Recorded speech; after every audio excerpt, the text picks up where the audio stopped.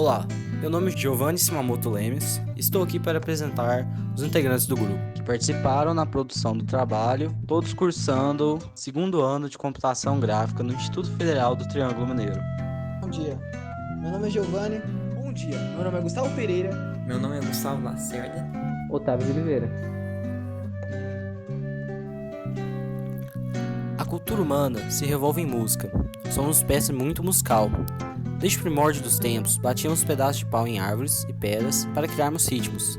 Batemos em diferentes materiais para criarmos sons diferentes, que ao longo dos anos fomos aprimorando, criando instrumentos e usando estes para propósitos religiosos, para entretermos-nos, para comunicarmos o que não era possível através da fala. Mas não podíamos fazer apenas sons. Nossa mente buscou compreendê-los e transcrevê-los em linguagens matemáticas, entender por que alguns sons soavam melhores combinados do que outros, e conseguimos representar música com gráficos e codificar notas com números em um papel. Antes de tudo, precisamos entender o que são as ondas. São oscilações que podem se propagar pelo espaço ou por meios materiais, executando movimentos que perturbam o meio. É importante lembrar também que as ondas não transportam matéria, somente energia. Vamos observar agora as unidades de grandeza utilizadas para caracterizar as ondas. A amplitude é a máxima distância entre o ponto de equilíbrio, representada por essa linha no meio da onda, até a sua crista ou vale. A crista é o ponto mais alto da onda e o vale o ponto mais baixo. O comprimento de onda é a distância entre dois vales ou duas cristas consecutivas. A velocidade diz respeito à rapidez de propagação do corpo oscilante e depende intimamente do meio em que ocorre.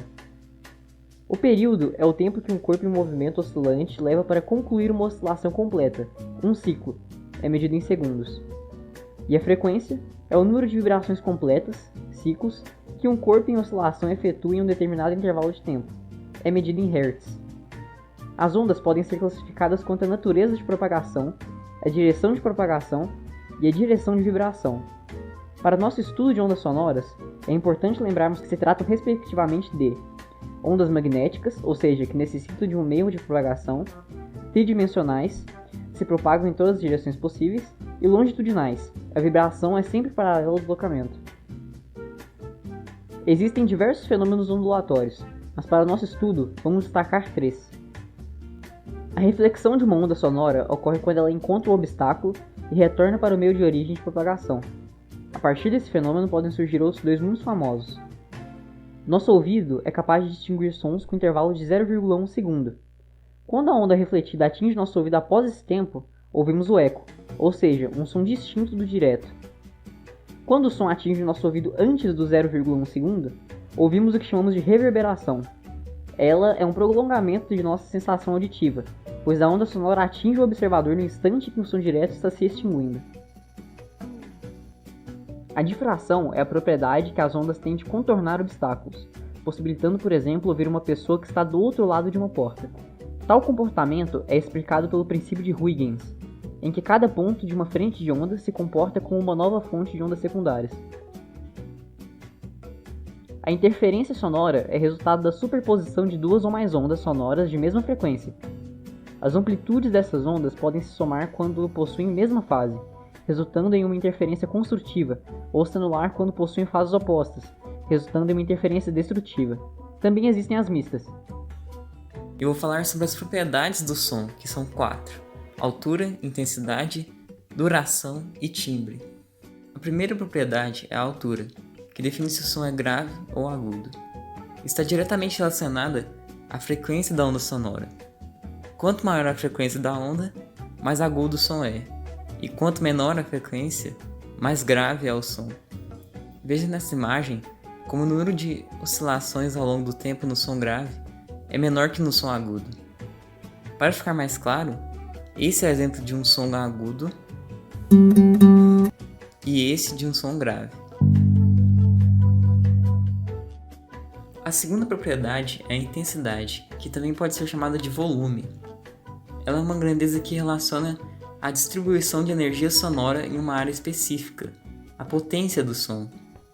Por exemplo, nas proximidades de uma caixa de som, muita energia sonora está em um pequeno espaço, a intensidade é alta. Em pontos mais distantes da caixa de som, a energia estará espalhado por uma área bem maior. A intensidade sonora longe da caixa será menor do que nas proximidades. Ou seja, quanto mais distantes da fonte sonora, menor a intensidade. A intensidade está diretamente relacionada à amplitude, de modo que quanto maior a amplitude da onda sonora, mais forte é o som, e quanto menor a amplitude, mais fraco é o som. Veja nessa imagem. O som representado na onda sonora de cima é mais fraco que o de baixo, pois a amplitude é menor. Para exemplificar, usamos o mesmo áudio e aumentamos seu volume, depois reduzimos o volume para comparar um som de intensidade alta com um som de intensidade baixa. É possível medir a intensidade sonora em duas maneiras. A primeira é por meio da intensidade de referência.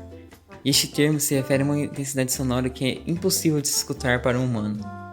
A segunda é por meio do nível de intensidade sonora, medido em decibéis.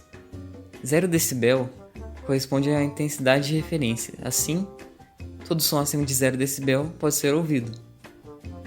Para se ter uma ideia, o nível de intensidade sonora desejável em uma biblioteca é de cerca de 60 decibéis, ou 1 milhão de vezes a intensidade de referência. Existem diversas relações entre os decibéis e a intensidade de referência, mas demonstrá-las e explicá-las não faz parte do objetivo deste trabalho.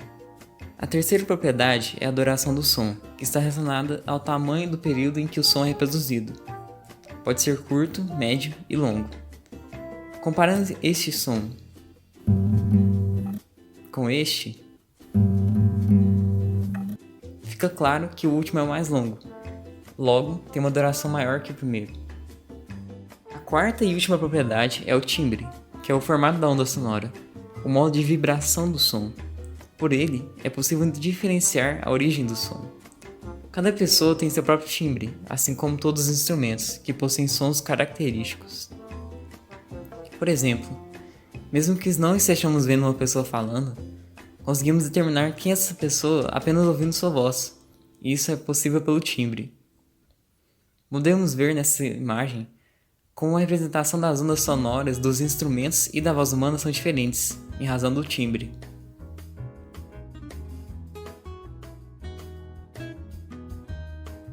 Para que a música que ouvimos seja produzida, é necessário o uso de instrumentos, alguns que surgiram há milhares de anos atrás e foram sendo aperfeiçoados, para que emitissem sons mais limpos e claros. Ao aplicarmos conceitos da teoria musical, é possível criarmos tablaturas e cifras que guiam a maneira que se deve tocar determinado instrumento, e ao serem tocados juntos, criam harmonia. A física está intimamente ligada com a forma que os instrumentos funcionam. A origem do violão, um instrumento de corda, que pode acompanhar diversos instrumentos e tocar uma infinidade de estilos musicais, é incerta, mas foram encontradas pinturas que datam da Grécia Antiga, que retratavam mulheres tocando instrumentos similares ao violão acústico atual. A composição do violão é feita por diferentes partes, entre elas a caixa acústica, onde fica a boca, a ponte e o rastilho, o braço em que ficam os trastes, a casas, o nut e a mão, onde ficam as tarraxas. Além dessas peças, há as cordas que podem ser de aço ou de nylon. Podemos encontrar violões com 6, 7, 10 ou 12 cordas. A amplificação do som ocorre na caixa acústica, também chamada de caixa de ressonância. A vibração das cordas causa ondas sonoras, são transmitidas para dentro da caixa, tanto pelo ar quanto pela madeira do instrumento, onde se juntam e sofrem vários fenômenos ondulatórios. Dentre esses, podemos citar a reflexão, que ocorre quando as ondas sonoras dentro da caixa acústica se refletem, a superposição, quando duas ou mais ondas sobrepõem, a ressonância, que aumenta a amplitude das ondas, amplificando o som, e ainda a difração, que ocorre quando as ondas circulam ou saem de dentro do violão pela boca da caixa acústica. O som do violão é determinado pelo formato do seu corpo, de maneira que dois violões de formatos e tamanhos diferentes irão soar diferente. As curvas que dão formato de 8 ao corpo também afetam o som, sendo que a curva inferior acentua os sons graves e a curva superior acentua os sons agudos. O piano é classificado como um instrumento de percussão, pois seu som é produzido por batentes revestidos por metal macio, que são denominados martelos, que são acionados por teclas que tocam em cordas esticadas e presas em estruturas de madeira ou metal que vibram e que produzem sons. Esse instrumento foi inventado pelo italiano Bartolomeo Cristofori por volta de 1700, como uma tentativa de criar um instrumento que fosse a evolução do cravo, pois ao contrário do piano, este não era capaz de emitir sons suaves e fortes. O que dá origem à palavra piano, que significa suavemente em italiano.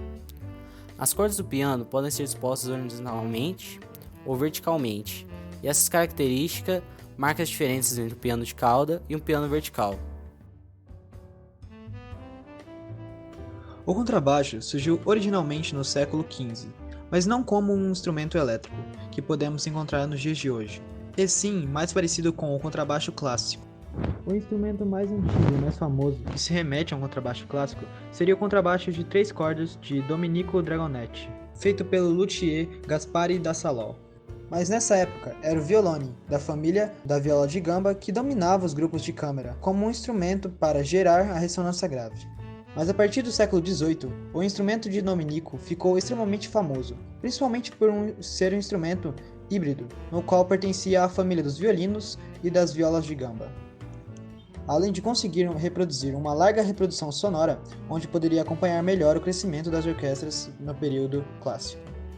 Mais tarde, por necessidade de volume e limitações de transporte, surgiu o contrabaixo elétrico. Hoje em dia, podemos ver que existem vários tipos de contrabaixo elétrico, até mesmo 12 cordas, o que para muitos baixistas pode ser um exagero. Diferentemente do violão citado acima, o contrabaixo elétrico não possui uma caixa para fazer som por si próprio, e sim possui captadores que captam as vibrações das cordas, e que transformam essas vibrações em impulsos elétricos, que são enviados para o amplificador e novamente transformados em ondas sonoras. Aqui vai um trechinho do timbre que o baixo reproduz.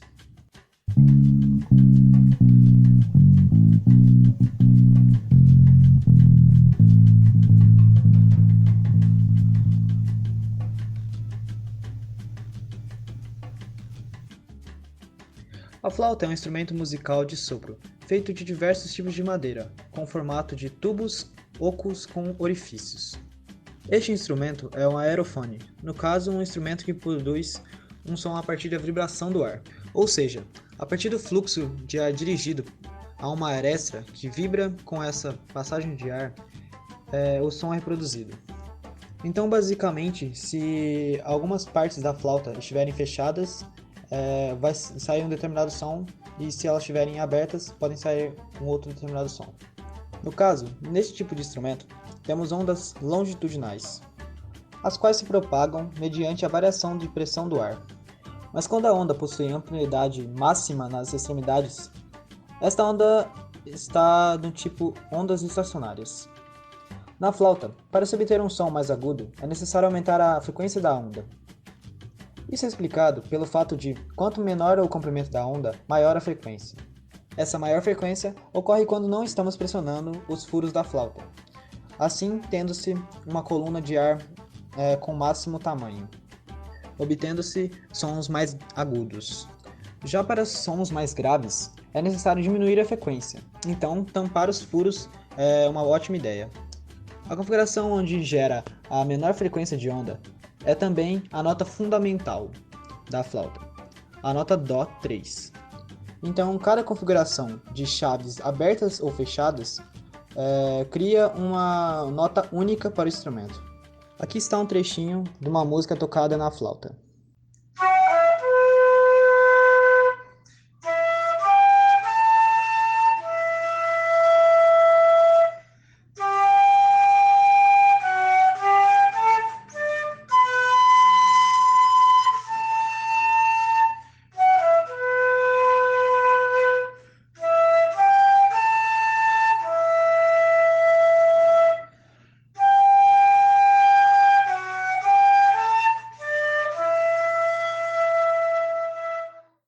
Podemos perceber que seu timbre é algo mais voltado para o agudo, para uma doce melodia e suave. A história da bateria se inicia ainda na pré-história. A bateria é um conjunto de tambores e pratos destinados à produção musical rítmica. Os tambores são provavelmente os instrumentos mais antigos da humanidade, tendo vestígios de seu uso durante a pré-história, mais especificamente no período neolítico, onde esses instrumentos que compõem a bateria eram usados em rituais de adoração. Nos anos de 1910, as orquestras da época possuíam pelo menos 3 percussionistas, no qual um tocava o bongo, o outro a caixa e o outro os pratos. Mas com o desenvolvimento do pedal, veio a possibilidade de tocar mais de um desses instrumentos ao mesmo tempo. Outra criação aparentemente simples que possibilitou o surgimento da bateria foi a estante para caixa, que antes os bateristas usavam cadeiras para apoiá-las ou penduravam nos ombros com o uso de correias.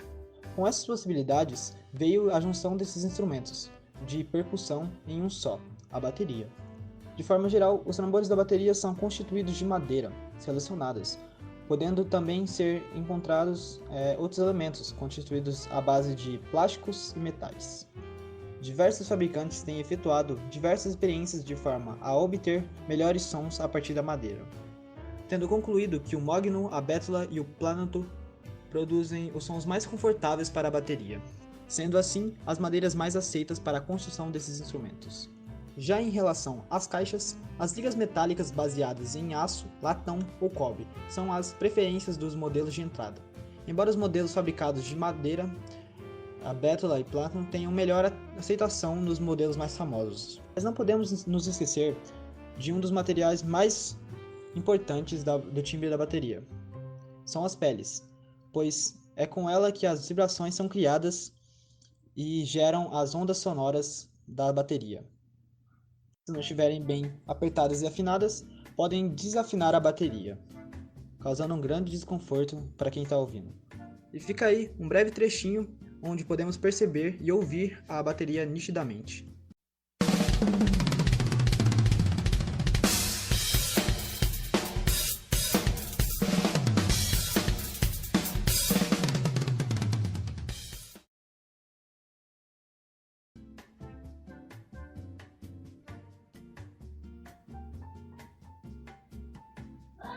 Na teoria musical, estudamos vários conceitos correlacionados à música. Entre esses vários conceitos, é fundamental o aprendizado dos conceitos de melodia, harmonia e ritmo. O que é música?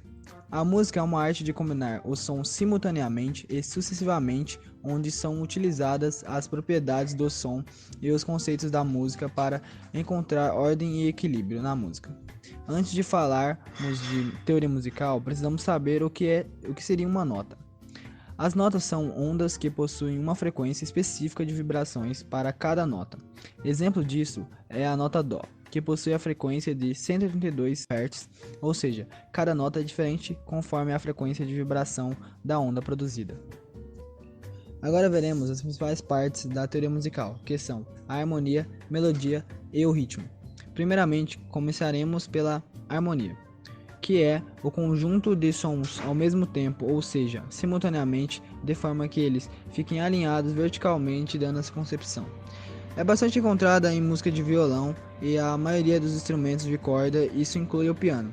Dentro desses tópicos também pode ser abordado o conceito de acorde, que seria um tipo de harmonia de notas diferentes para formar um único som. A melodia é a combinação de sons de forma que os sons não serão produzidos ao mesmo tempo e sim um depois do outro, sendo feitos em ordem sucessiva e muito vistos em músicas de instrumentos melódicos, como flauta, clarinetes, trompete, entre outros. E por fim, temos o ritmo, que é a união dos valores de tempo. São comumente escritos no pentagrama, conjunto de 5 linhas de 4 espaços alinhado paralelamente e horizontalmente. Dentro do conceito de ritmo, existe a métrica, que seria a divisão dos tempos dentro de um compasso, partes divididas de um pentagrama, onde são colocados os valores de tempo de acordo com a métrica. Os principais valores de métrica são quaternário, 4 tempos dentro de um compasso, binário, são 2 tempos, e ternário, 3 tempos dentro do compasso. Portanto, podemos fazer uma relação da teoria musical com a matéria de ondas de física, na qual temos a relação de frequências de ondas, onde elas determinam as notas. Também podemos observar que um conjunto de várias ondas produzidas ao mesmo tempo formam uma harmonia, e ondas criadas sequencialmente formam uma melodia.